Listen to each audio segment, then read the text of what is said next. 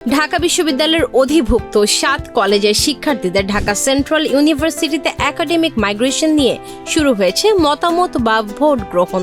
2021-22, 2022-23 এবং 2023-24 শিক্ষাবর্ষের মোট 54,395 জন শিক্ষার্থী এই ভোটে অংশ নিতে পারবেন।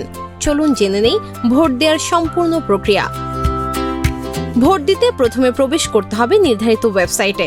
এরপর রেজিস্ট্রেশন নম্বর, শিক্ষাবর্ষ, কলেজ, বিষয়, জন্ম তারিখ ও ক্যাপচা দিয়ে শিক্ষার্থী যাচাই ফর্ম পূরণ করতে হবে।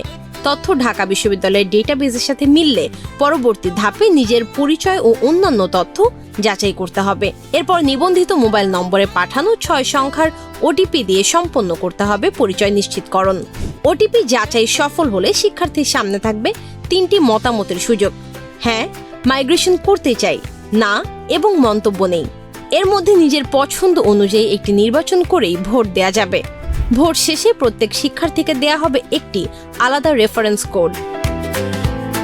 কর্তৃপক্ষ বলছে, ভোট দেওয়ার সময় রেজিস্ট্রেশন নম্বর, জন্ম তারিখ, মোবাইল নম্বর ও ওটিপি সহ সব তথ্য সতর্কতার সঙ্গে দিতে হবে।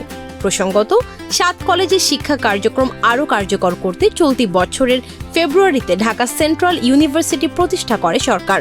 সংখ্যাগরিষ্ঠ শিক্ষার্থীদের মতামতের ভিত্তিতে মাইগ্রেশনের পর পরীক্ষা ফল প্রকাশ ও সেশন জট কমাতে দ্বৈত পরীক্ষক পদ্ধতি চালুর পরিকল্পনা রয়েছে।